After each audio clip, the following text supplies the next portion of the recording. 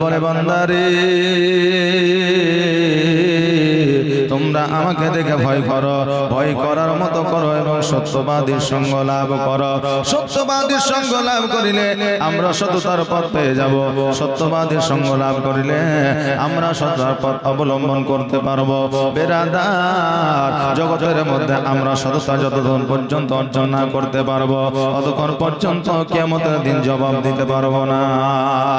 আরে বাবা, জগতের মধ্যে সততা লাভ ততক্ষণ পর্যন্ত হবে যখন নিজের হকটা আমরা আদায় করব। ভাইয়ের হক যখন ভাইকে বুঝিয়ে দিব, বোনের হক যখন বোনকে বুঝিয়ে দিব, মা বাবার হক যখন মা বাবাকে বুঝিয়ে দিব, আমাদের হক আদায় যখন হবে তখন আমরা সত্যবাদীর সঙ্গ লাভ করতে পারবো। যতক্ষণ পর্যন্ত সন্তানের হক, ভাইয়ের হক, মায়ের হক, বোনের হক বুঝিয়ে দিতে না পারবো ততক্ষণ পর্যন্ত আমরা সততার পথ অবলম্বন করতে পারবো না। আরে বাবা যে ভাইরা, আমার বড় পীর আব্দুল কাদের জিলানী ও গিলানী রহমাতুল্লাহ আলাইহির কাছে যাইয়া একজন বান্দা বলল, হুজুর গো, আমি মুরিদ হইয়া যাব, কিন্তু আমি যে কাজকর্মগুলা করি ওই কাজকর্মগুলা আমি করব, নামাজ পড়ব না, রোজা করব না, আমি দান খায়রাত করব না। আমার বড় পীর আব্দুল কাদের জিলানী ও গিলানী রহমাতুল্লাহ আলাইহি বললে, এই আল্লাহর বান্দা শোনো, আজকে তোমার যেটা মন চাইবে তুমি সেটা করো, কিন্তু আমার কাছে তুমি মুরিদ হয়ে যাও। আজকে যেমন তুমি শর্ত রাখিলা যে আমি মুরিদ হইব ঠিকই, কিন্তু আমি যে কর্মগুলো করব সমস্ত কর্ম আমাকে করতে দিতে হবে। তুমি যেমন শর্ত রাখিলা, আমি একটা শর্ত তোমাকে দিলাম, যে শর্ত তোমাকে রাখতে হবে। বলে কি শর্ত? বলে শর্তটা হলো যে যে জায়গায় আজান হবে ওই জায়গায় আজানটা তুমি শুনবে, কোনো কাজ করা যাবে না। আমাকে যেমন শর্ত দিলা যে আমি যা করব আমাকে করতে দিতে হবে, আমি আপনার কাছে মুরিদ হব, আর যদি না করতে দেন আমি মুরিদ হব না।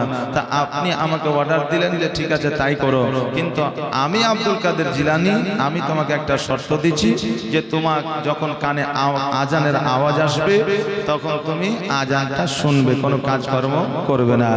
মুরিদ বলল ঠিক আছে, সেই কাজ করব, কোনো অসুবিধা নাই। আজ তো আজান তো 2 থেকে 3 মিনিটের আজান, আজানটা শুনে নেব। এবার একটা বাড়িতে চুরি করতে গেছে, চুরি করতে যাওয়ার পরে রাত্রিবেলায় যখন বাহির হয়ে আসবে তখন যেন আজান শুরু হয়েছে, ফজরের আজান।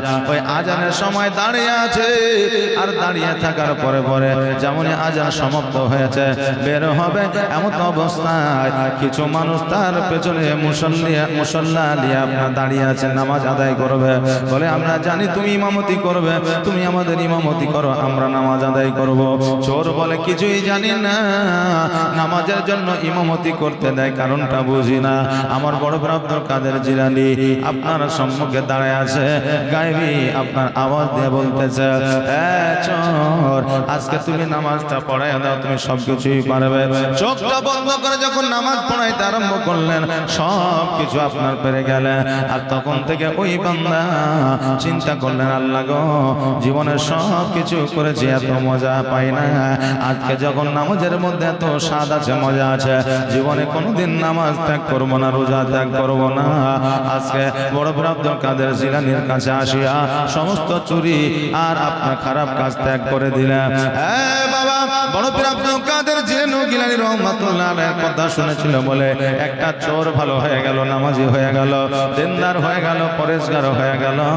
আজকে আমরা সত্যবাদীর কথা শুনবো কিন্তু পালন করব না, নিজের মধ্যে সততা নিয়ে আসতে পারবো না, আমাদের জন্য হক আদায় হবে না।